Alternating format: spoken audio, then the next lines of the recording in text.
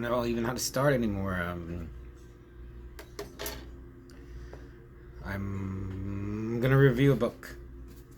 And that book is George Orwell's 1984. I finally read it. Found it at Goodwill. Yeah. So I've never read it. Let me read it. And I mean, you know what it is. And I say it's really good. The only thing, it's reading it. There's junk everywhere. Reading it like so many other books, movies, comics, TV shows have taken from it. So that's kind of lessens the impact, definitely. Just the whole image of like a captive society. I don't know a better word. And plus like the image of like a like an armored thug with a helmet and like a baton beating up people. That's in here. Like they're watching you. So it's this guy Winston, and he lives in 1984 in Oceania, and he goes home. He has this little flat, and they have a telescreen where they can hear you and watch you. So you got to be really careful. Like, a lot of people, I've never read it, and I thought the same. Like this book is predicted what's happening now, and like what's going to happen in the future, and this is what our world is like now. And my perspective is that no, it's not. The world isn't like this. You don't have you have a TV, but I mean, they're not watching you. You can say whatever, anything you want. They're not gonna. In here, he's like terrified, and he buys a journal and he starts writing in it, and like he's like, I could get killed for this. But one thing I didn't know is that there's no laws actually. You can do anything, but they can also kill you for anything. So I didn't know that, and I thought the thought police, like I was can they really read your thoughts? No, they can't. But if they find out, like, if you say someone like, hey, I hate Big Brother,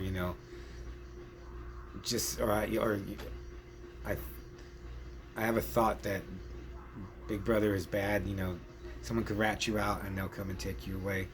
But it's so ambiguous because you assume that they kill you, and he thinks that too. Winston thinks that. Is that his name?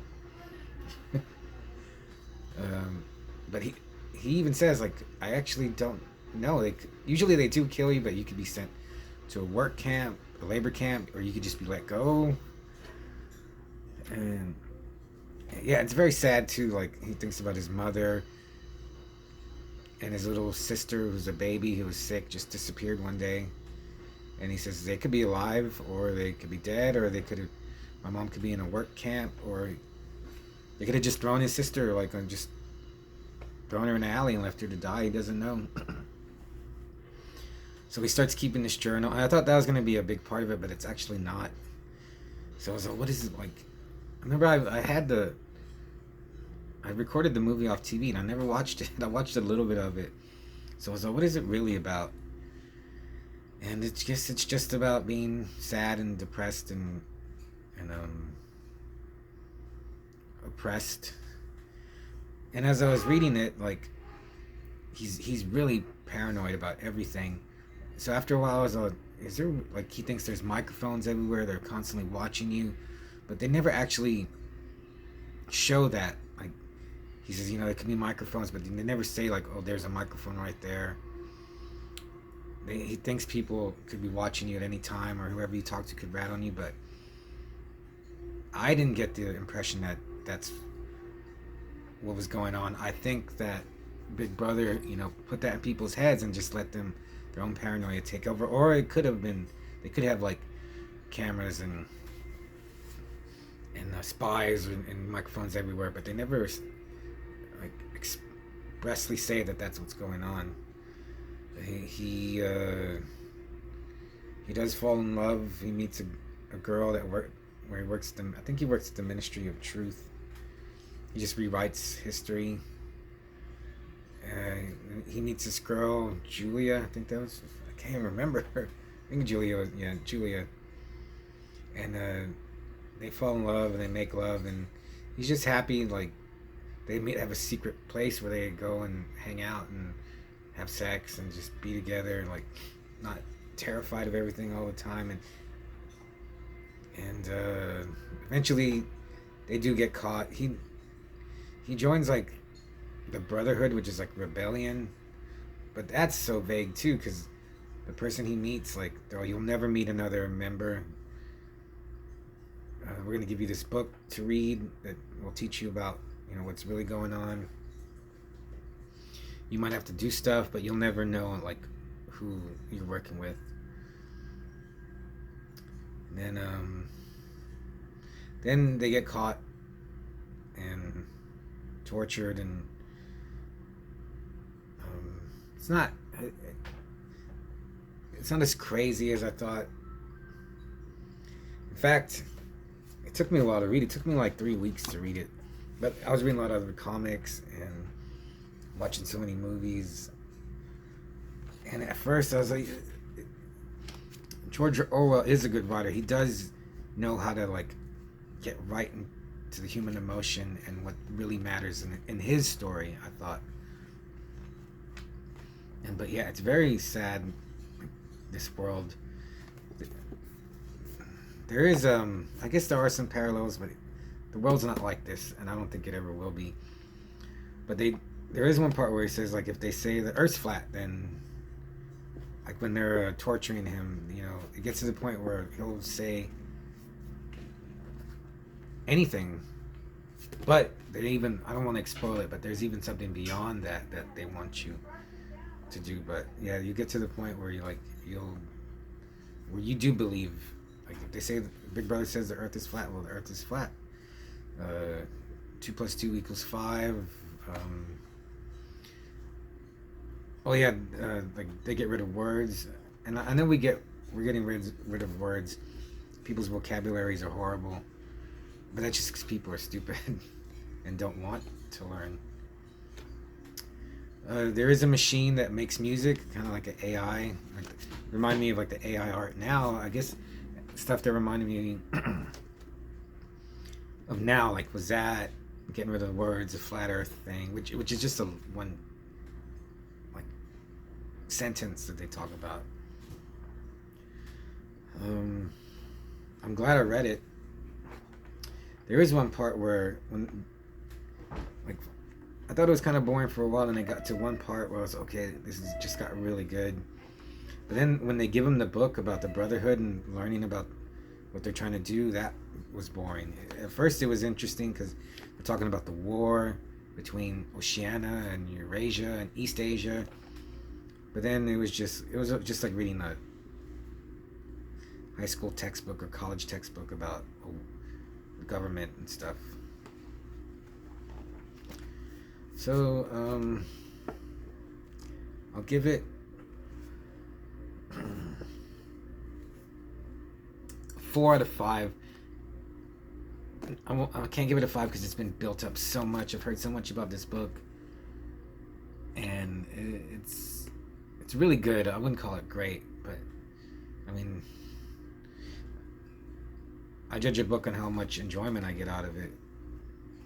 And maybe if I didn't have all that stuff hovering over it, maybe I would have enjoyed it more. And if all these other movies and comics and like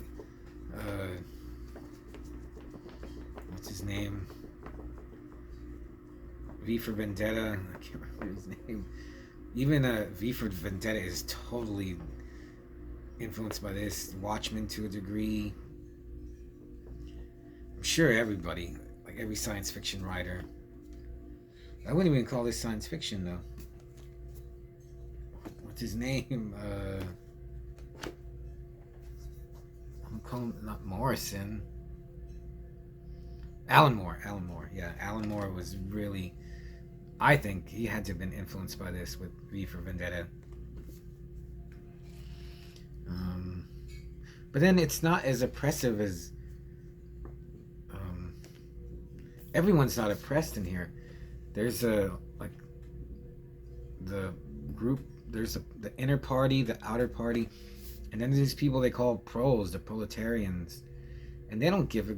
It seems like they don't give a crap about Big Brother. They do whatever they want. They get drunk and fight and scream, and he talks about that, like how no one rebels, but then they're like the poorest scum of the. They're like us, like me, but they do whatever they want. They're happy. It just seems. And then there's a part where he goes when he goes to jail. He's like terrified, but he notices like the other common criminals. They're